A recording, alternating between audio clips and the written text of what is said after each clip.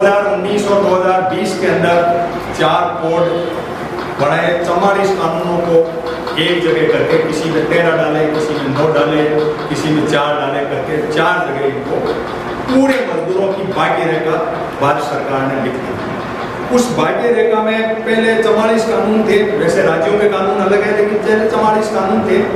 उन कानूनों को लिख करके और 4 जगह इन्होंने बाइफरकेट किया।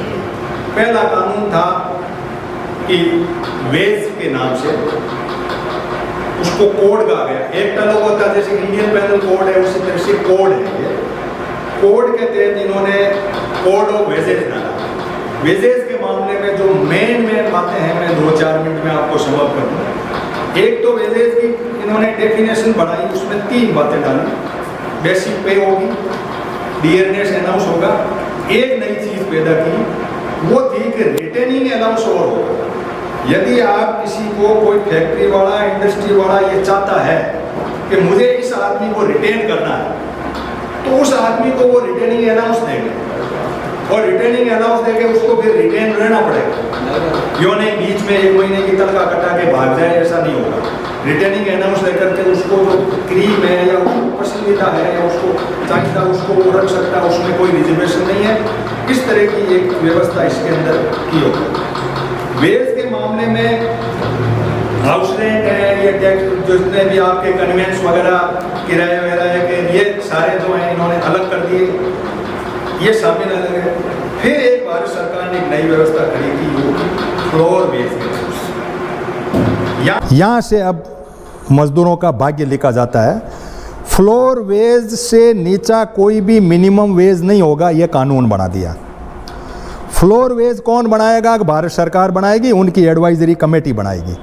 एडवाइजरी कमेटी में कौन होंगे? भारत सरकार के सारे लोग होंगे। 4 आदमी होंगे जो यूनियन या इनके मजदूरों के होंगे, जो भारत सरकार कहेगी वो होंगे। 2 आदमी होंगे जो राज्य सरकार के होंगे, जो भारत सरकार लेगी वो होगी। 1 आदमी वो होगा जो ट्रिब्यूनल से आएगा, उसको भारत सरकार कहेगी वो होगी। 4, 2, 6, 2, 7 आदमियों को ये बाहर से लाएंगे। बाकी इनकी एग्जीक्यूटिव बॉडी है, इनके सेक्रेटरी हैं, राज्य मंत्री हैं, या जो भी इनके वो सिस्टम लेबर डिपार्टमेंट है उसका, सेंट्रल गवर्नमेंट का, वो होंगे। ये एडवाइजरी कमेटी जो है, ये पूरी की पूरी एडवाइजरी कमेटी आपका फ्लोर वेज नियुक्त करेगी। फ्लोर वेज के मामले में अब ये जो लोग 4 जाएंगे, बात उन्हीं की सुनी जाएगी या 2 सुनी जाएगी। तो ये कौन से नियुक्त हुए हैं, एक व्यक्ति कौन नियुक्त हुआ है, ये यूनियन के ध्यान में होना चाहिए। ये बात लेकर के हम संसद के फोरम में यहाँ आए हैं। इनको पता होना चाहिए कि ये लोग कौन हैं जिनको कि ये भारत सरकार ले रही है। हो सकता है भारत मजदूर संघ के हो, लेकिन मजदूरों के हित के लिए बनी हुई यूनियन है। हम उनसे कम से कम रिक्वेस्ट तो करें कि भाई ये बात तुम लो रहे हो, फ्लोर वेज थोड़ा बढ़ाओ। फ्लोर वेज से नीचा वेज नहीं होगा, ये मिनिमम वेज के अंदर 4 वेज इन्होंने माने हैं कि फ्लोर वेज तो होगा ही, बाकी मिनिमम वेज होगा, उसके बाद फेयर वेज होगा, और लिविंग वेज होगा, और सब्सटेंशियल वेज होगा। हम कौन सा वेज चाहते हैं ये मजदूरों को तय करना पड़ेगा। जब हम भारत सरकार इस अमृतकाल में ये बात कह रही है कि 2047 तक हम विकसित राष्ट्र बना देंगे, तो विकसित राष्ट्र की परिभाषा में लिविंग वेज आता है। एक आदमी आनंद से जी सके, वो वेज आता है। नीचे वालों को फेयर वेज आता है। यहाँ मिनिमम वेज की भी कहानी अभी तक पीछे है, और ये वेज भी 93% लेबर जो वर्कफोर्स है, जो अनऑर्गेनाइज में, उनके नहीं है। इसमें लिखा हुआ है, लेकिन हम नहीं कर पा रहे हैं, या सरकार उस पर कोई ऐसी गवर्निंग बॉडी या ऐसा तंत्र खड़ा नहीं कर पा रही है कि यहाँ रजिस्ट्रेशन सर्वे करके एक पोर्टल ज़रूर खोल रखा है, जो इनको ये मज़दूर जो बना रहे हैं, मकान बना रहे हैं, उनके लिए ज़रूर है। लेकिन एग्रीकल्चर सेक्टर इससे बिल्कुल मुझे नहीं लगता कि इसमें इन्होंने कुछ ऐसी बड़ी बात की होगी। तो ये अवेयरनेस आनी ज़रूरी है कि भाई आप लेबर के लिए काम कर रहे हो, नॉन ऑर्गेनाइज के लिए कर रहे हो, माइग्रेंट के लिए कर रहे हो। ये करने के बाद में इन्होंने कहा कि हम गिग वर्कर के लिए भी करेंगे। गिग वर्कर वो हैं जो ये ओला उबेर वाले, ये है। हम ये अमेजन के सामान बेचने वाले लोग हैं, सेल्स प्रमोटर जो लोग हैं, इनके लिए भी हम यही कानून लागू है। पत्रकार हैं, इनके लिए भी यही कानून लागू है। तो इन्होंने इस तरह से ये इस वेज के मामले में कहा कि ये फेयर वेज हम बनाएंगे, इसके ऊपर सरकारें चाहें और अपना नियुक्त करें, और ये जो एडवाइजरी कमेटी होगी स्टेट पे भी होगी, नेशनल पे होगी, और ये बातें उसमें मोटी मोटी सी आई है। अब इसमें एक बात आई थी कि मैं वीडियो सुन रहा था, उसमें ये थी कि कहीं ये नहीं हो कि ये इनका बेसिक पे जो है मिला करके वेज जो है वो उसके ऊपर वो 50% जो दूसरा हाउस रेंट वगैरह है वो 50% से ज़्यादा नहीं होगा, क्योंकि हो सकता है इंडस्ट्री वाला आपको कह दे 1 लाख रुपए दूंगा मैं, लेकिन 1 लाख में दूसरे हो, लेकिन ये नहीं हो क्यों, उससे पेंशन बनती है आपकी। तो ये ज्ञान भी हमें होना ज़रूरी है कि मिनिमम हमारा जो बेसिक पे का जो स्ट्रक्चर है उस पे ये यूनियन ध्यान दे, बेसिक पे ठीक ठाक हो, फेयर वेज से ऊपर हो, तब जाके पेंशन उस लेवल पे बनेगी, वेज के ऊपर पेंशन बनेगी। तो ये जब चीज़ें नहीं आ पाएगी तो उन बातों के ऊपर हमें ध्यान रखना है। एक इन्होंने एम्प्लॉई और एम्प्लॉयर वर्कर दो बाइफर्केशन कर दी। वर्कर वो होंगे जो 18,000 से नीचे कम तनख्वाह पाने वाले वर्कर कहलाएंगे। वर्कर वो होंगे जो एडमिनिस्ट्रेटिव और मैनेजरी पोस्ट पे नहीं होंगे। बाकी एम्प्लॉई वो होंगे, सबको ले लिया, एम्प्लॉई में बाबू, वर्कर, एडमिनिस्ट्रेटर, मैनेजर, सब एम्प्लॉई है। तो एम्प्लॉई का ढांचा अलग, वर्कर का ढांचा अलग, कहीं पेंशन का कुछ है, तो ये हमारे ज्ञान में होना ज़रूरी है। इस सेशन में इतना बात की नहीं जा सकती, लेकिन हमें पता होना चाहिए। एक इंस्पेक्टर की जो पोस्ट है उसको इंस्पेक्टर कम फैसिलेटर कर दिया, यानी ईज ऑफ डूइंग बिजनेस के तहत आप कहीं भी फैक्ट्री वाले को जाके तंग नहीं करोगे। यदि वो आदमी फैसिलिट नहीं कर पा रहे हो उसको आप, तो ये आपके लिए गलत है। आपको उसको पहले ज्ञान देना है, समझाना है, फिर उसके कोई पेनल्टी लगानी है, ये आपको ध्यान रखना है। एडवाइजरी बोर्ड के मामले में मैंने कह दिया। तो ये मोटा मोटा वेज के एक्ट के ऊपर की बात थी। अब दूसरा आता है हमारा, वो है सोशल सिक्योरिटी का। सोशल सिक्योरिटी के मामले में इन्होंने क्या किया कि बहुत सारी बॉडी बना दी और हर बॉडी की चोटी सेंट्रल गवर्नमेंट के हाथ में दे दी। एक बॉडी बनाई सेंट्रल बोर्ड ऑफ ट्रस्टी, एक बॉडी बनाई एम्प्लॉय स्टेट इंश्योरेंस, यानी इंश्योरेंस के लिए करेंगे। एक बॉडी बनाई नेशनल या स्टेट लेवल पे सोशल सिक्योरिटी बोर्ड बनाई। एक स्टेट लेवल बिल्डिंग वालों के लिए स्टेट लेवल पे ही है। बिल्डिंग में यदि कोई सोशल सिक्योरिटी देनी है तो सेंट्रल गवर्नमेंट उसमें कुछ नहीं करना चाहती, आपको ही करना है। ये 4 बॉडियां बना दी, सोशल सिक्योरिटी के ऑर्गेनाइजेशन बना दिए। सोशल सिक्योरिटी के ऑर्गेनाइजेशन सिवाय 9 कोड को इन्होंने एक में कंपाइल कर दिया। वेजेज की परिभाषा हम पहले पढ़ चुके हैं। फिर ये आया इसमें भाई का आप सोशल सिक्योरिटी के अंदर आप जो है पेंशन नहीं बने, इसके लिए 50% से ऊपर दूसरे वाली चीज़ें नहीं दोगे। यदि आप 15% से ऊपर किसी को कोई ऐसी चीज़ दे रहे हो, जैसे खाना दे रहे हो या कोई ऐसे यानी काइंड में दे रहे हो, यदि 15% से ऊपर कोई चीज़ है तो वो वेज में काउंट करनी पड़ेगी आपको। तो ये आपके उसमें 14 में ही ठप कर देंगे इंडस्ट्री पे। तो यहाँ भी अपने को ध्यान रखने की बात है। तो ये सोशल सिक्योरिटी के ढांचे को इन्होंने 4 बॉडियों को सौंप दिया। वो बॉडियाँ सेंटर से गवर्न होगी लगभग, इनके द्वारा नियुक्त पदाधिकारी होंगे और वो सोशल सिक्योरिटी करेंगे। आपकी जो भी LIC है, स्टेट इंश्योरेंस है, PF है, उसके मामले में। अब मैं आ रहा हूँ इंडस्ट्रियल रिलेशन कोड के ऊपर। ये बहुत बड़ा कोड है और मोटा मोटा मैं इसमें ये कहूँगा यूट्यूब पे भी जा रहा है, इंटरनेशनल भी लोग सुनेंगे।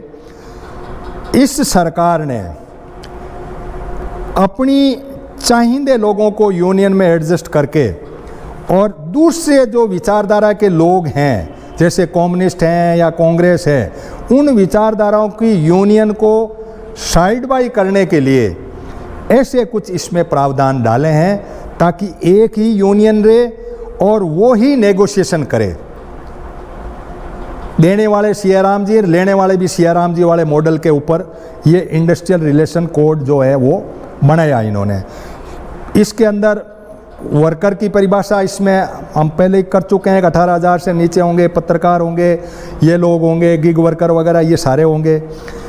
इंडस्ट्री के अंदर एक जोड़ डाला इन्होंने इसमें, ये बड़ी समझने की बात है हम सबको। इंडस्ट्री में इन्होंने कहा कि यदि चैरिटेबल ट्रस्ट कोई इंडस्ट्री खोलती हो तो इस इंडस्ट्री से हम कुछ भी लेबर के साथ कुछ भी हो, हमारा कोड लागू नहीं है। वो वहाँ हम उनको फ्री कर रहे हैं, कुछ भी करो उनके साथ भले। एक डिफेंस के अंदर रिसर्च हो रही वाली, स्पेस में काम करने वाली और एटॉमिक में काम करने वाली, ये डिफेंस के लगभग अभी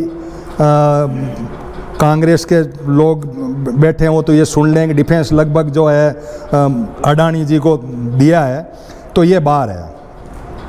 इसके अंदर काम करने वाले लोगों के साथ आप यूनियनबाजी या कोई उनके लिए भलाई के कुछ नहीं करेंगे। वो चाहेंगे जैसे जिलाएंगे, जो चाहेंगे जितने घंटे वो लेंगे। और चैरिटेबल में भी इनकी चैरिटेबल ट्रस्ट बनी हुई है, वो सब अपने हिसाब से काम करेंगे। एक डोमेस्टिक सर्विस को लिया, घरेलू कामकाज का जो सिस्टम है इसके अंदर है, इनको भी बाहर रखा गया है कि वो उनका है। फिर एक सबसे बड़ी बात लिख दी कि सेंटर जिसको नोटिफाइड कर देगा वो बाहर हो जाएगी।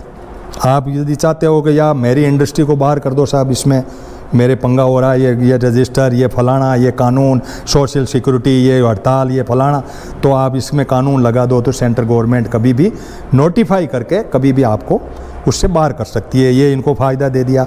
अब हड़ताल के मामले में आओ साहब, हड़ताल 60 दिन के नोटिस पर होगी, ठीक है। 50% से कम एक इन्होंने और नई चीज़ जोड़ी, कैजुअल लीव की। कैजुअल लीव पहले नहीं था मंडोला साहब, पहले कैजुअल लीव, सामूहिक कैजुअल लीव का कंसेप्ट हड़ताल में काउंट नहीं होता था, आप लोगों ने ले भी दी। 50% से ऊपर लोग यदि कैजुअल लीव ले लेते हैं तो वो स्ट्राइक काउंट हो जाएगी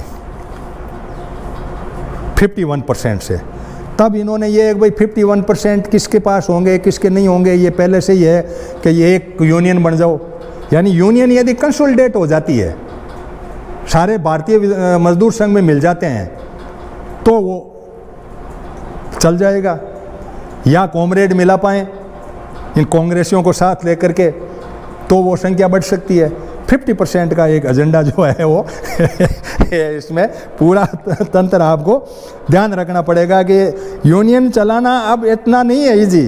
भले ही नहीं आए हो, माधव वगैरह मेरी बात हुई थी, मैंने कहा तुम सुनो या नहीं सुनो ये मेरी कोई बात नहीं है, लेकिन आप इस बातों को सुनना ही पड़ेगा, इनके वर्कशॉप लगाने ही पड़ेंगे। आपको एक एक कोड के ऊपर 4-4, 6-6 घंटे बैठ के एक एक लाइनें पढ़नी ही पड़ेगी, तब जा कर के एक वर्किंग ग्रुप बना करके हम मैदान में उतर पाएंगे, बाकी नहीं उतर पाएंगे। हमारे पास वो पुराना ज़माना गया, जो हमसे टकराएगा मिट्टी में मिल जाएगा, कोई नहीं मिलेगा। जो कोड से टकराएगा वही मिट्टी में मिलेगा। इसलिए ये नारे बदल दो, वर्किंग बदल दो, सिस्टम बदल दो, तो आप कोई वजूद ले पाओगे। अब एक चीज़ जो इन्होंने की है कि भाई नेगोशिएशन कौन कर पाएगा। यूनियनें बहुत सारी हैं, एक ही यूनियन है तो वो तो करेगी, लेकिन नेगोशिएशन के मामले में इन्होंने ये कर दिया कि 50% से ज़्यादा लोग यदि किसी यूनियन में है वो हमारे से बात करेंगे, बाकी हम बात नहीं करते। छोटी छोटी पेदी पेड़ बन जाओ, छोटी छोटी यूनियन है ना, आप नारे लगाओ तो लगाते रहो, हमारे यहाँ मान्यता नहीं है, सरकार का कानून है, आपको कोई मान्यता नहीं। 50% बनने के लिए अब आपको वो तो अपने मेंबर बनाएंगे ही, जिनको 50% बनना है, जो सोए हैं वो सोते ही रहेंगे, बनेंगे नहीं। तो वो जो हैं भी ध्यान रखने की है कि आपके किसी एस्टेब्लिशमेंट में पूरे 50 किसी एस्टेब्लिशमेंट में आप सैंपल ले, वो किसी एस्टेब्लिशमेंट का जिसमें कोई काम करने वाले आदमी 300-400 हों, उनके अंदर आप उनके रजिस्ट्रेशन देखो कि कौन सा किस यूनियन में है, वहाँ जा कर के 50% वाले होंगे, उनसे ही बात करेंगे, आपसे बात नहीं करेंगे। आप अपना झंडा वो ऑफिस और वो लिए बैठे रहो, भले कोई मान्यता प्राप्त नहीं है वो पूरे के पूरे। लेओ पर रिट्रेचमेंट किसका होगा, पहले 100 आदमियों पे था, अब 300 आदमी तक चिमटी बजा के कभी भी रवाना किया जा सकेगा। किसी भी लेबर को कभी भी रवाना किया जा सकता।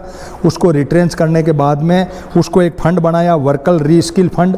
पहले उसको कहेंगे तू रीस्किल होने के लिए जा, तब 5-6 महीने बाद में फिर वापस आ जाना, तब हम तेरे को ले लेंगे। इस तरह की व्यवस्था उन्होंने कर दी। उसमें 15 दिन का जो तनख्वाह है उसकी वो उस फंड में वो भी डालेगा, उसमें कंपनी वाला या फैक्ट्री वाला या इंडस्ट्री वाला जो भी है। तो बाकी यदि एक में कम से कम हो, एक यूनियन के कम से कम 20% लोग हैं यदि, तो उनसे थोड़ी बात की जा सकती है।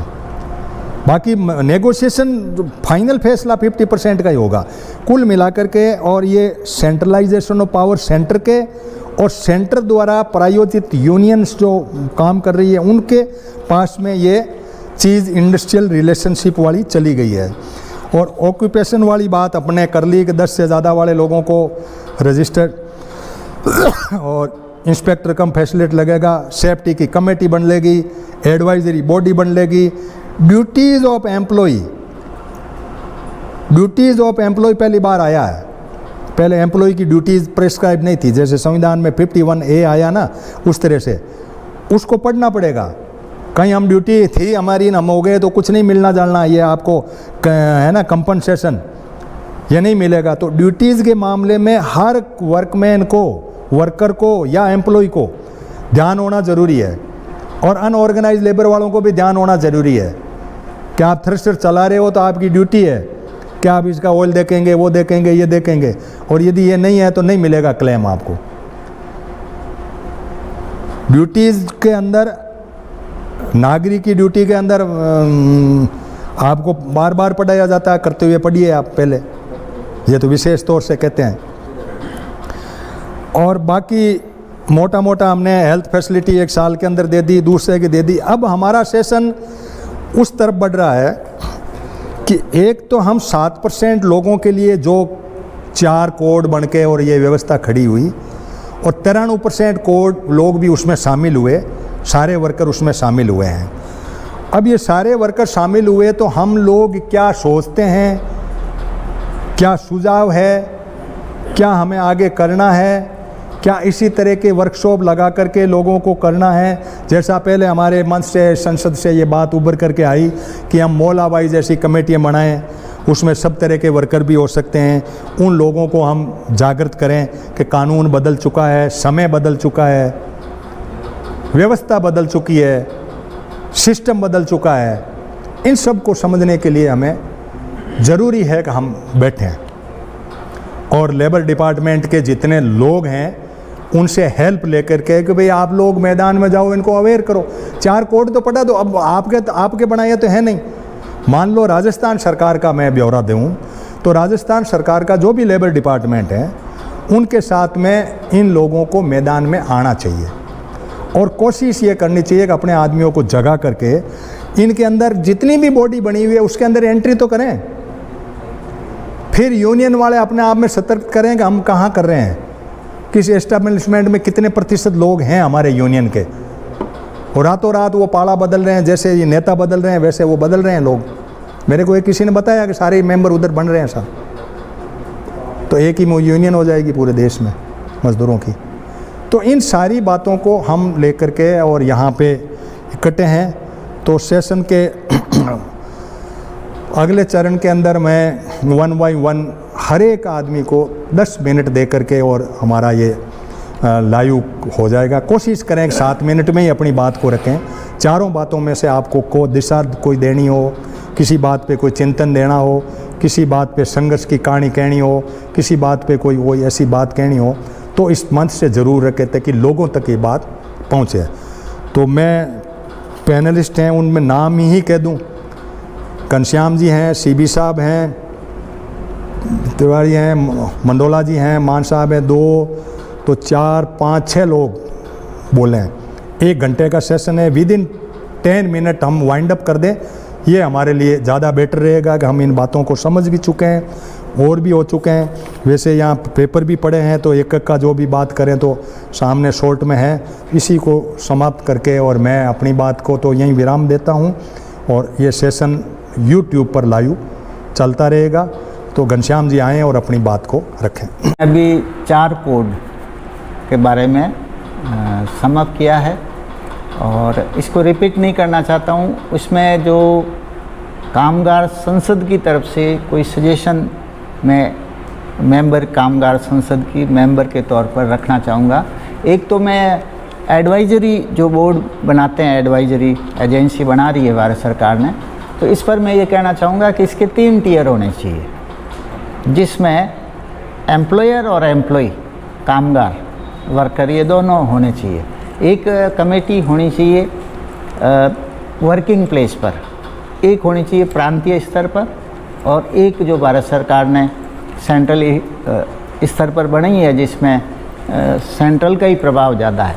तो इसमें प्रभाव ये होना चाहिए कि नीचे से जो सजेशन आए वेज के मामले में और एक्ट जो सोशल सिक्योरिटी के मामले में हो, चाहे इंडस्ट्रियल रिलेशन के मामले में हो, नीचे से सुझाव आए और उसको ध्यान में रखते हुए वो कोई फाइनलाइज करे। दूसरा जो इंडस्ट्रियल डिस्प्यूट ट्रिब्यूनल जो पहले बना था वो जुडिशियरी कार होता था, अब उसमें एडमिनिस्ट्रेशन को भी इन्होंने डाल दिया है। तो इसमें भी वर्कर्स के रिप्रेजेंटेशन होना चाहिए। अभी जो डायरेक्शन वो तो यही है कि वर्कर यूनियन भी उसी से बात करेंगे जो 50% जिसके मेंबर होंगे। तो ये बात अपन तब डलवाई जा सकती है जब पहले से जो चल रहे आंदोलन हैं वर्कर्स के, जितने भी संगठन हैं, इसमें पुराने जो कंसेप्ट है आंदोलन के, संघर्ष के, इन सबको बदलना पड़ेगा। और नई जो परिस्थिति बन गई है जिसमें पूरी दुनिया एक तरीके से कंट्रोल, मतलब एक परिवार की तरह बन गई है, और जो राष्ट्र की जो सरकारें हैं इन पर कंपनियों का प्रभाव और अरबपतियों का प्रभाव काफ़ी हद तक क्या एक तरीके से पूरी उनके नियंत्रण में आ रही है। चाहे विकसित देश हो, अमेरिका और रशिया जैसे भी कोई हो, तो कंपनी के जो दर्शन है, फिलॉसफी है, जो मार्केट आधारित है, बाज़ार आधारित दर्शन है, उससे वो गाइडलाइन ले रहे हैं। वो मेंटलिटी आम जनता में, वर्कर में, किसानों में, उनमें भी आ गई है। तो वो जो मानसिकता है उसको बदलने का भी यूनियनों को काम करना पड़ेगा। जो भी कमज़ोर लोगों के हक में काम करना चाहता है, न्यायिक समाज बनाना चाहता है, तो ऐसा कोई अभियान चलाना पड़ेगा। जैसे मानव इतिहास में भी हुआ है, आज भी हमें एक नया अभियान जो पर्यावरण के हक में भी हो और इंसानियत के हक में भी हो। अभी किसी एक सेक्शन के हक में कोई आंदोलन करता है ना, जैसे कम्युनिस्ट आंदोलन किसी वर्ग के हक में करते थे, मजदूर के हक में करते थे, बाकियों का उस पर ध्यान नहीं होता था।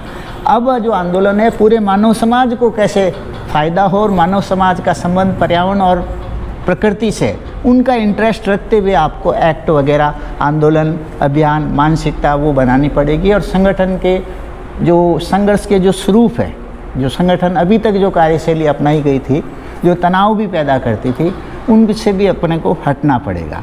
तो उसके लिए जो यूनियनों का जो ये कॉर्पोरेट जगत की डायरेक्शन तो ये है कि वो क्लियर कट चुपचाप प्रॉफिट के लिए, लाभ के लिए, बिना कोई तनाव के, बिना कोई भूले, उनके निर्देशन में एक तरीके से रोबोट की तरह काम करता रहे वर्कर। इनकी दिशा ये है। तो इसको मतलब ये जो मानसिकता है इसको भी बदलने की जरूरत है। ये तभी बदली जा सकती है जब आप मानवीय दृष्टिकोण अपनाएं।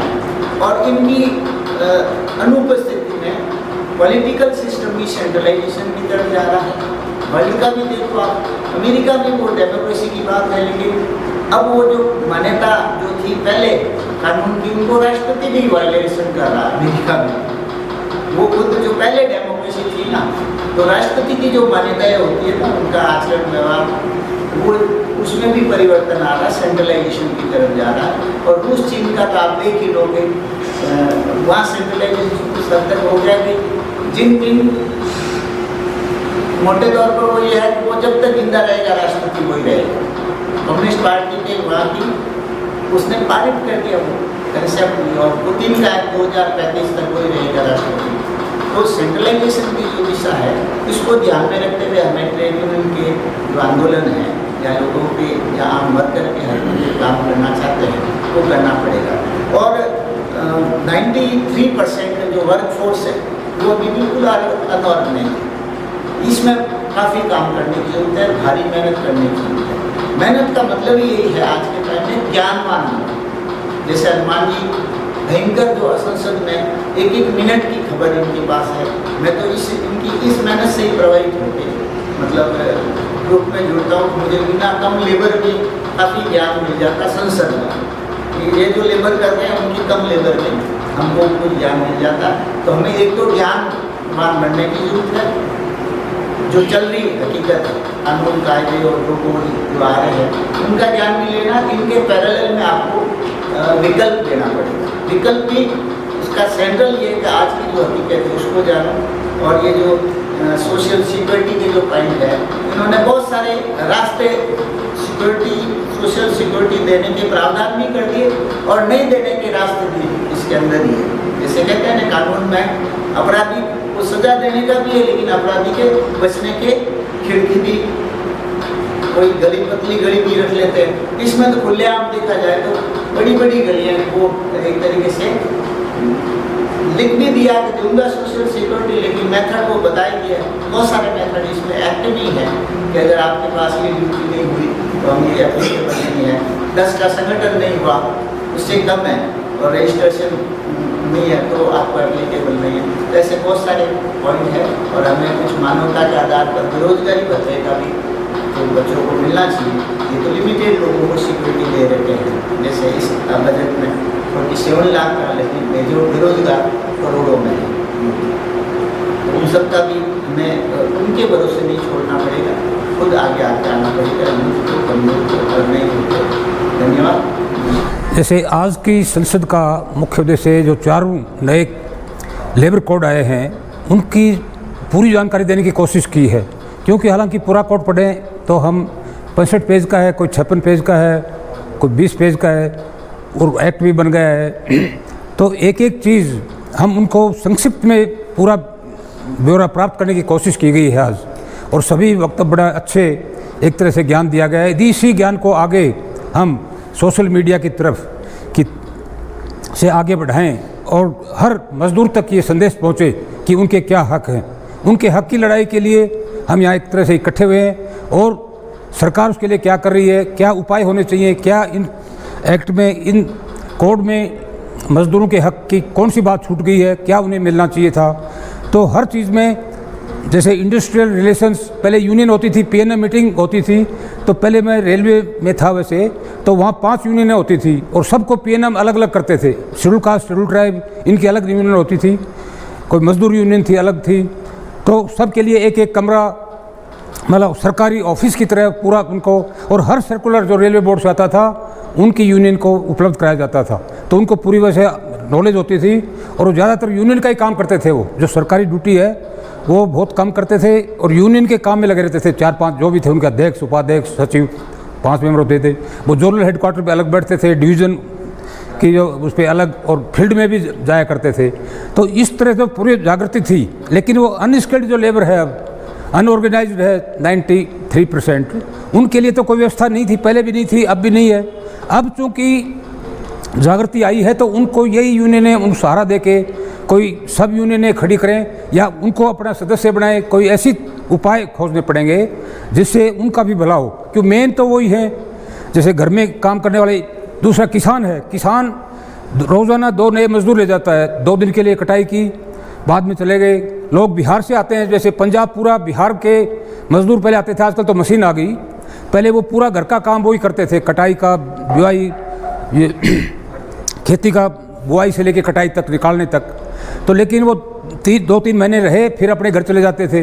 तो उनके लिए क्या सुविधाएं थी? कोई सुविधाएं नहीं थी। कोई उनके कंप्रेसर से कोई डेथ हो गई किसी की, बेचारे कहीं थ्रेशर में हाथ कट गया तो वो खुद के खर्चे से ही अपना इलाज कराता था, या हालांकि कोई अच्छा किसान होता था उनकी हेल्प भी करता था, उनके बच्चों की ब्याह शादी के लिए हेल्प की जाती थी। लेकिन अब जैसे नए नियम बन गए तो लोग जागृत हो गए कि नहीं, हम ये तो सरकार का काम है, सरकार से ज़रूर वो करते हैं। आज भी किसान की आत्महत्या कर रहा है, 700 किसानों ने आत्महत्या की पिछले सालों में पूरे देश में। तो सरकार तो कुछ नहीं कहती उनके लिए, लेकिन हम जैसे जागरूक नागरिकों ने, या जो आंदोलन के समय किसान आंदोलन किया उसमें उनकी बात को उठाया गया कि वो भी तो भारत के नागरिक हैं, उनके भी कुछ हक हैं। आदमी सुसाइड ऐसे नहीं करता है, उनके कोई दुख है, उनके ऊपर कर्जा चढ़ गया, सरकार ने उनकी सहायता नहीं की, उनके अधिकार नहीं मिले, उनको जीने का अधिकार था। मानव अधिकार तो हर जगह आपने एक कैदी को दे रखे हैं, एक दुराचारी है उसको भी कोर्ट आके कह दे कि इसके मानव अधिकार हैं, आप इसको ये फांसी की सज़ा नहीं दे सकते, उम्र कैद में बदली कर दो। तो जब जिन किसानों ने जो आत्महत्याएँ की है, लाखों किसानों ने, उनके लिए क्या कानून है?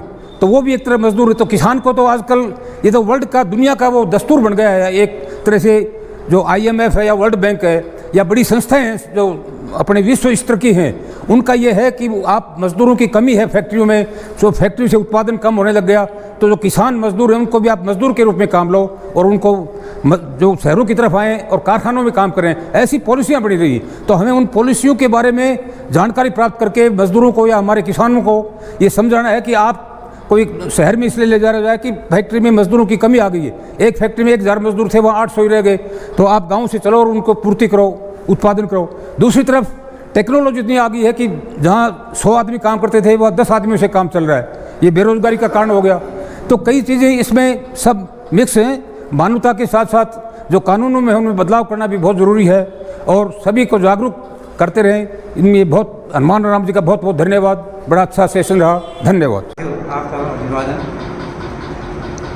भाई हनुमान राम जी का विशेष अभिनंदन, जो जागरूकता का काम किया, काम की सिस्टम कैसे काम करता है, हमारी संसद का क्या रोल है, हमारी जो केंद्रीय मंत्रिपरिषद है उसका क्या रोल है, जो पॉलिटिकल पार्टी है उसका क्या रोल है, उसका पॉलिटिकल एजेंडा क्या है, उसका इकोनॉमिक एजेंडा क्या है। पॉलिटिकल और इकोनॉमिक एजेंडा अभी हमने इस बोर्ड के बारे में समझा।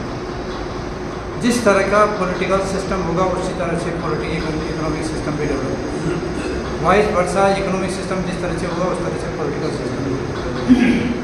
इस बात को समझने के लिए हमारे सामने जो सबसे बड़ी समस्या है कि हमारी इस पूंजीवादी व्यवस्था में दबाव समूह बहुत महत्वपूर्ण हो गए हैं। जैसे वकीलों का एक दबाव समूह है, चिकित्सा व्यवस्था करने वालों का एक दबाव समूह, शिक्षा व्यवस्था करने संभालने वालों का एक व्यवस्था, इस तरह से हर किसी का अपना एक दबाव समूह है, वो अपने हिसाब से उसको संचालित करता रहता है, पॉलिटिकल फंडिंग करता रहता है। अब हमारे सामने विकल्प क्या है? जो अनऑर्गेनाइज सेक्टर जिसकी बात भाई साहब ने करी है, उस ऑर्गेनाइज सेक्टर को उसको रिलीफ कैसे देना है, उसके मानवाधिकार का संरक्षण कैसे करें। मानवाधिकार संस्थाओं का क्षरण हो चुका है, ये चाहे ह्यूमन राइट कमीशन हो, चाहे सूचना आयोग हो, चाहे कोई भी आयोग हो, अयोग्य या अक्षम लोगों की नियुक्ति कर दी जाती है। मैं आपको एक उदाहरण देना चाहता हूँ। जस्टिस जैन साहब ह्यूमन राइट कमीशन में अध्यक्ष बने, चीफ सेक्रेटरी जस्टिस ऊपर के आए थे, शायद कर्नाटक से या वहाँ से साउथ से। मैंने उनके सामने नदी का संरक्षण का मुद्दा उठाया तो उन्होंने मुझसे कहा कि आपके नाम नागरिक अधिकार का हनन नहीं है, नदी का संरक्षण आपका मानवाधिकार के अंतर्गत नहीं आता है। तो मैंने उनसे पूछा, मैंने कहा आपको किसने जज बना दिया, आपने संविधान पढ़ा है क्या? उन्होंने अपने गार्ड से कहा कि इसको बाहर निकालो। मैंने कहा मैं बाहर निकलने के लिए नहीं आया, आपको ये बताने के लिए आया हूँ कि जिस कुर्सी पर आप बैठे हैं उसके प्रति से आपका एक दायित्व है, कर्तव्य बोध। इसी तरह से आज हमारा एक कर्तव्य बोध है, एक दायित्व बोध है। हम नागरिक के रूप में अनऑर्गेनाइज सेक्टर के लिए क्या कर सकते हैं, और मेरा ये मानना है हम कर सकते हैं। मैंने करके दिखाया। मैं 75 से ज़्यादा मुद्दों पर काम कर रहा हूँ। मेरी हाईकोर्ट में 8 एप्लीकेशन थी जिसमें से 4 निस्तारण हो गए, 4 पेंडिंग पड़ी हुई।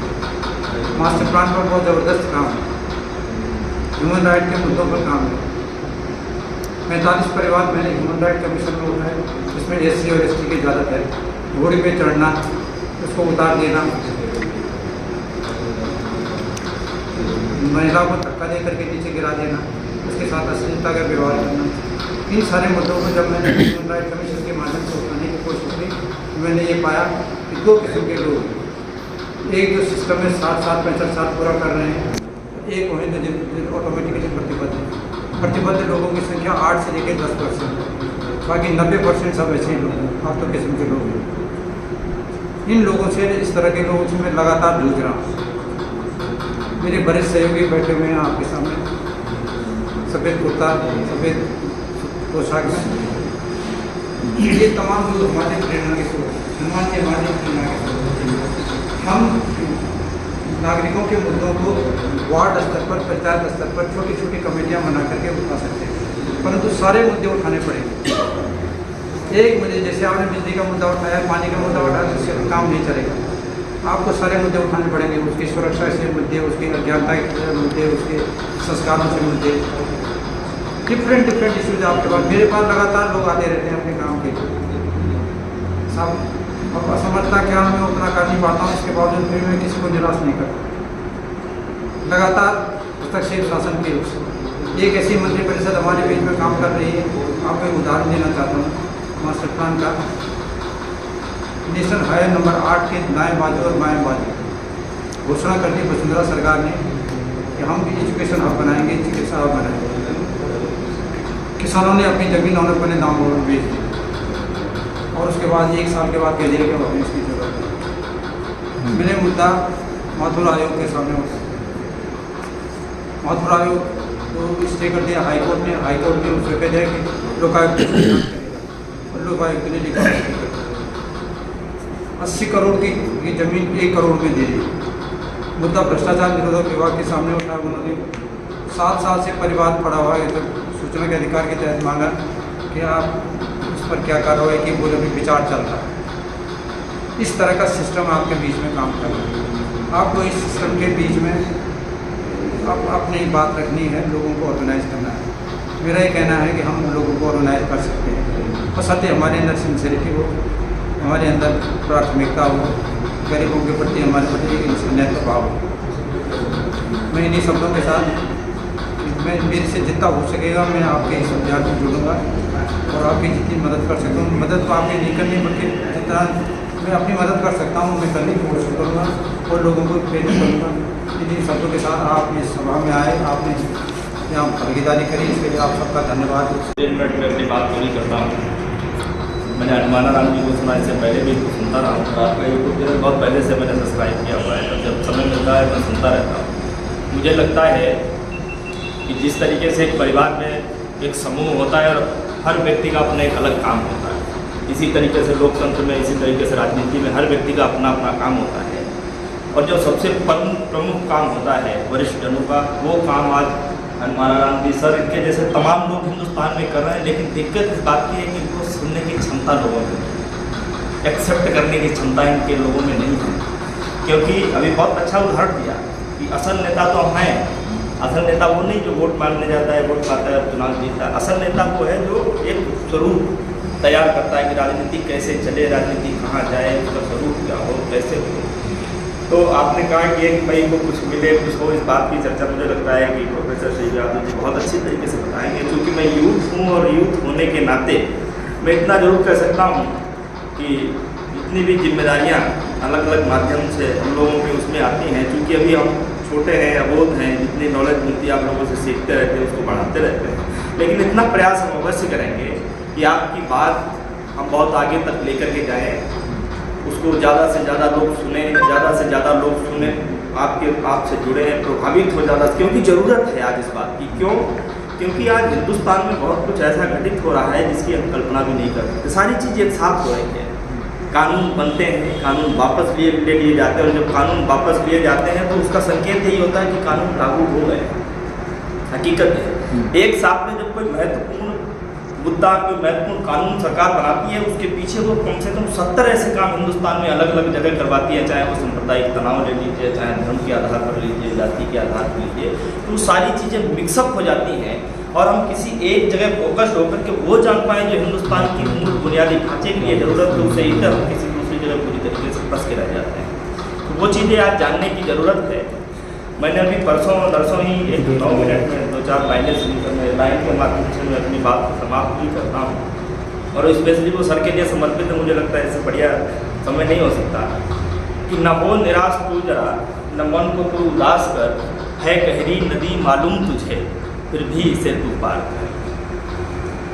सब जानते हैं कि हमको 5 लोग सुनने आएंगे, 2 लोग सुनने, हमारा जो काम है हम अपना काम करते रहेंगे। तुम्हें सुनना हो तो सुनो, नहीं सुनना हो तो तुम मत सुनो। और यही बात अगर हिंदुस्तान का हर नागरिक समझ जाए कि हम अपना काम करते रहेंगे, तुम हमारे साथ जुड़ो, तुम सुनो नहीं सुनो, अपने आप सिस्टम पूरी तरीके से ठीक हो जाएगा।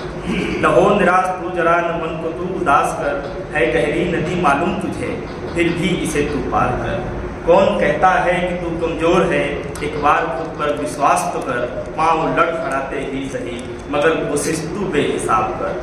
न कोई साथ है तेरे, न कोई साथ आएगा, न कोई साथ है तेरे, न कोई साथ आएगा। पहचान खुद को, ताकत तेरी असीमित है, इसीलिए तू मरा नहीं अभी भी जीवित है। बीते समय की सोच मत, अब वक्त तेरा आएगा, इतिहास लिखने का तेरा मन कब कलम घुमाएगा। फिर सोच में है क्यों पड़ा, चल उठ पुनः एक प्रयास कर, न हो निराश तू जरा, न मन को तो उदास कर। डटकर करे जो कर्म को, फल वही तो पाएगा, अगर कर्म तू आज कर, कल कर्म योगी कहलाएगा। फिर सोच में है क्यों पड़ा, उठ पुनः एक प्रयास कर, न हो निराश तू जरा, न मन को तू उदास कर। है गहरी नदी मालूम तुझे, फिर भी से तू पार। में चला हर 22 तारीख को कई जगह कई बात आई, और ऐसा नहीं है कि जाते ही मेरे को देख के भीड़ इकट्ठी हो गई हो, ऐसा नहीं है। कहीं बच्चे इकट्ठे हुए, कहीं गांव वाले हुए, थोड़े बहुत 5-10, कहीं 20 हुए। ये बहुत बड़ा टेढ़ा काम है, और जहाँ ये चीज़ मर जाएगी, बात बंद हो जाएगी, उस टाइम मैं सोचता हूँ कि ये बहुत बड़ा नुकसान हो जाएगा। कहीं ना कहीं दीपक की मामूली लो भी जलती रहनी चाहिए। आंधियाँ आएगी, तूफान आएंगे, सब कुछ आएंगे, लेकिन टेक्नोलॉजी के सहारे से हम कितने लोगों तक ये बात पहुंचा पाएँ, इस बात के लिए कि मैंने मेरी बात तो पहुंचा दी। खोटी थी, खरी थी, अच्छी थी, बुरी थी, सही थी, नहीं थी, लेकिन सरकार की बात के एक बहुत बड़ा वजूद होता है, और बहुत बड़ा तंत्र उनके हाथ में होता है। और एक मोटिवेशन के लिए हम ये बात कहने जा रहे हैं, और उसी मोटिवेशन को सीबी साहब शायद आगे बढ़ाने में कोशिश भी करेंगे, और यूथ के लिए भी बात आएगी कि हम लेबर के दिवस को ही मनाने इकट्ठे होंगे 1 तारीख को, या कुछ करके भी दिखाएंगे। 9 दिन भी बचे हैं शेष, और इसलिए तारीख भी लगभग सही है। तो मैं सीबी साहब से चाहूँगा कि सरकार की बॉडी के रूप में होने के नाते आप अपनी बात को उसी में रखें, भर्सनापूर्ण तरीके से नहीं, आह्वानपूर्ण तरीके से, और कुछ बात को फुटप्रिंट छोड़ने के तरीके से आप आएँ। ले भाई इनके वो लगा। और आज कामगार संसद में मुझे मौका दिया, इसके लिए बहुत बहुत शुक्रिया। जितने दर्शक देख रहे हैं उनका भी बहुत बहुत शुक्रिया। मैं मेरी बात को 3 शीर्ष को मैं रखूँगा कि मैंने पूरे इस परिचर्चा में संक्षिप्त रूप से क्या समझा, क्या एक मॉडल हो सकता है, और हमारे सामने फिर विकल्प क्या है। एक बात तो ये मुझे एहसास हुआ आज कि जो राजनीति की जो है, या राजनीति का जो रास्ता है इस देश में, उस पे शायद हमको पुनर्विचार करने की आवश्यकता है। ये मैं इस संदर्भ में भी कह सकता हूँ कि मेरी अपनी पहचान एक पढ़ने लिखने वाले विद्यार्थी के तौर पर रही है, जो चीज़ों को समझता है। लेकिन जब से मैं पॉलिटिकली सिस्टम का एक हिस्सा बना हूँ, मैंने ये महसूस किया कि मेरे पास वो पढ़ने लिखने का समय निरंतर कम होता जा रहा है, और शायद मैं एक अच्छा राजनीतिज्ञ से कमज़ोर राजनीतिज्ञ बनने की प्रक्रिया में जा रहा हूँ। ये मुझे अपना उस रास्ते का एक एहसास है, लेकिन हम इस राजनीतिक व्यवस्था को कैसे ठीक कर सकते हैं, क्योंकि पॉलिटिक्स ही पॉलिसीज़ को निर्माण करती है, और लोगों के सपोर्ट के बिना पॉलिटिक्स भी नहीं हो सकती, और फिर लोगों के सपोर्ट लेने में ही पूरी एनर्जी खर्च हो जाएगी, तो फिर दिमाग में कुछ बचेगा नहीं, तो हम बहुत बेहतरीन पॉलिसी कैसे बना पाएंगे। ये एक सवाल है, उसका मुझे भी पता नहीं कि इसका उत्तर क्या है, लेकिन ये हम सब लोग सामूहिक मिलकर के ही इसका कोई रास्ता निकाल सकते हैं। जो आज 4 लेबर कोड पे जो बात हुई है, उससे मुझे वो सारे चीज़ें मुझे आज परिदृश्य दिखाई दे रहा था, जब संसाधनों पर, संसाधनों के वितरण पर और संसाधनों के अधिकार की जो लड़ाइयाँ थी, जो चाहे मैंने कार्ल मार्क्स की पढ़ी हो या पूंजीवाद और जो समाजवाद के बीच का जो संघर्ष था, ऐसा ही संघर्ष मुझे आज इन 4 कोड बिल की परिचर्चा में महसूस हुआ। और मैं खुद भी खेद प्रकट करता हूँ कि इतने महत्वपूर्ण बिलों को मैं नहीं पढ़ा, और निश्चित तौर पर आज ये संकल्प भी लेता हूँ कि मैं उन्हें बहुत अच्छे से अध्ययन करके 1 मई तक सब आपके सामने दोबारा आऊँगा, तो निश्चित तौर पर इन पे मेरी समझ और पकड़ गहरी होगी। लेकिन जितना मैं समझ पाया इन्हें, उससे मुझे एक बात तो निश्चित तौर पर ये महसूस हुई कि इन बिलों में केवल एक पक्ष को सुना है, वो है कॉरपोरेट। जो कानून बनते हैं उनमें कई उसके स्टेक होल्डर्स होते हैं। ऐसा महसूस हुआ कि केवल कॉरपोरेट जो चाहता था और उसकी जो अपनी इच्छाएं थी वो जिस तरह से प्रस्तुत किया, उनको लेकर के कोड बिल बनाया गया। उसमें श्रमिकों का कोई पक्ष नहीं है, श्रमिकों के जो लेबर फैमिलीज है उनका कोई पक्ष नहीं है, जो ट्रेड यूनियन है उनका कोई पक्ष नहीं है। और ये कैसे कमज़ोर हो सकती है, ये सारी चीज़ें इसमें थी। मोटे तौर पर कोई भी जो इंडस्ट्री है या कोई भी जो उपक्रम होता है वो एक होलिस्टिक होता है, उसमें मैनेजमेंट भी होता है, उसमें कॉरपोरेट जो पैसा लगाता है वो भी होता है और लेबर भी होता है और लेबर की फैमिली भी उसकी एक पार्ट होती है, तो और ट्रेड यूनियन भी उसका एक महत्वपूर्ण पार्ट है। ऐसा महसूस हुआ कि ये जो किसी एक एंटरप्राइजेज जो उपक्रम होता है उसमें जो लाभ का डिस्ट्रीब्यूशन है वो सब में एक न्यायपूर्ण वितरण हो, यही एक व्यवस्था कायम की गई थी, यही एक व्यवस्था होनी चाहिए। लेकिन मुझे ऐसा लगा कि लेकिन मैं कुछ बोल रहा हूँ उससे पहले ये भी एक सुनिश्चित कर रहा हूँ कि कोई भी कॉरपोरेट या इंडस्ट्री लेबर को, वर्कर को जो सैलरी देती है या उसको सोशल सिक्योरिटी देती है वो कोई अपनी जेब से नहीं देती है, वो उसका अपना इनपुट कॉस्ट होता है और उसी से वो अपनी प्राइस डिसाइड करती है और फिर जो प्रॉफिट होता है उसको डिस्ट्रीब्यूशन करती है। लेकिन मुझे ऐसा महसूस हुआ कि अब हालात इस कदर बढ़ गए हैं कि जो लाभों का वितरण है वो एक तरफा हो रहा है, मतलब उस वितरण के भीतर वो लेबर को 5-10% की भी हिस्सेदारी देने की एक गुंजाइश नहीं छोड़ रही है। जहाँ तक ट्रेड यूनियन का जो सबसे महत्वपूर्ण पॉइंट था, क्योंकि ये बात सही है जैसे कॉमरेड साहब कह रहे थे कि पॉलिसीज बेहतर बने, इसके लिए दबाव समूह, प्रेशर ग्रुप्स का होना बेहद ज़रूरी है।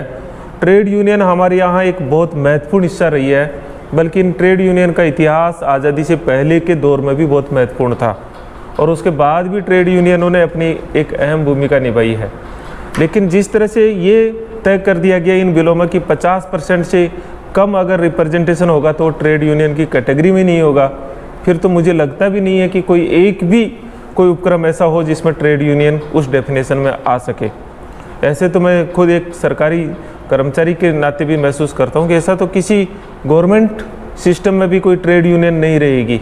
तो इसका मतलब ये है कि इस कोड बिल में ट्रेड यूनियन एक नाम के लिए रखा गया है, लेकिन उस डेफिनेशन में कोई आएगा ही नहीं और इसका मतलब ये हुआ कि प्रेशर ग्रुप जैसी कोई चीज़ रहेगी नहीं। दूसरी चीज़ ये है कि लेबर में जो लेबर की डेफिनेशन क्या होगी ये भी मुझे लगता है कि कोई स्पष्ट नहीं है। लेबर की डेफिनेशन में जो मौसमी तरीके से कुछ समय के लिए काम करते वो इसका हिस्सा बनेंगे कि नहीं बनेंगे, क्योंकि एक बहुत बड़ा सेक्टर तो अनऑर्गेनाइज्ड सेक्टर है, तो ये भी उसके भीतर कोई बहुत अच्छी क्लियर स्थिति नहीं थी। तो सवाल ये उठता है कि अब हमारे सामने क्या होना चाहिए था। मुझे लगता है कि ये पूरा जो लेबर कोड बिल है वो एक केंद्रीकृत व्यवस्था और उसमें भी कॉरपोरेट आधारित एक बिल है। इसे डिसेंट्रलाइज्ड होना चाहिए और इसमें मुझे याद आ रहा था एक ब्रिटेन की व्यवस्था और अब तो कई विकसित देशों में वो व्यवस्था है जिसे व्हीटले काउंसिल बोलते हैं। उसमें होता क्या है कि एक 50% पक्ष में उस बनाते हैं और वो डिस्प्यूट सेटलमेंट मैकेनिज्म कोई बहुमत के आधार पर नहीं होता, बल्कि उसमें लगातार संवाद होता है और एक आम सहमति बन करके और फिर किसी एक जगह पर वो कंक्लूजन पे पहुंचते कि किस तरह की कोड होनी चाहिए, कैसी जो उनकी सर्विस कंडीशन होनी चाहिए। और लेबर के मामले में या इंडस्ट्री के मामले में कोई एक कोड कभी भी स्थिर नहीं हो सकती, ये तो सतत रूप से गतिशील और चर्चा का हिस्सा होना चाहिए। लेकिन बड़े दुख के साथ कहना पड़ रहा है कि ये सतत चर्चा तो छोड़िए, इस कोड बिल पे भी कोई चर्चा पार्लियामेंट में नहीं हुई, देश में एक चर्चा का मुद्दा नहीं बना। तो एक डिसेंट्रलाइज्ड व्यवस्था हो जिसमें सबकी भागीदारी से एक कोड बिल बनता तो ज़्यादा स्वीकार्यता होती। और अंतिम तौर पर मैं कहूँगा कि अब हमारे पास में विकल्प क्या है। तो मनवाना राम जी, विकल्प वही है जिस रास्ते से आप चल पड़े हो। विकल्प यही है कि हम इसे पब्लिक डिस्कोर्स में इस मुद्दे को लेके जाए, इसकी चर्चा करें और कोई सरल फॉर्मेट में, क्योंकि अभी भी मैं जो सुन पा रहा हूँ आपको वो एक ऐसा फॉर्मेट है जिसे आम नागरिक या कहें कि जो पहले ही बहुत दूर जा चुका है इस तरह के डिस्कोर्स से, हमें कुछ नए तरीके से इसे प्रस्तुत करना पड़ेगा। हम इतना जटिल प्रस्तुतिकरण करेंगे तो केवल हमारी बौद्धिक संतुष्टि होगी। हम कोई नए मुहावरे जिससे आम आदमी उसे समझ पाए, जैसे रोजगार का गारंटी कानून लागू करने के लिए जो मजदूर किसान शक्ति संगठन है, नुक्कड़ नाटक जैसी चीज़ों में कोई हम तरीके अपना सकते हैं। लोक गीतों में हमें लाना पड़ेगा इन कोड बिलों की बातों को, और इतना लंबी चौड़ी बात न करके उनके पॉइंट्स को बहुत संक्षिप्त और बहुत ही पिन पॉइंटेड कि वो लोग समझ जाए कि इसके भीतर ये चीज़ है।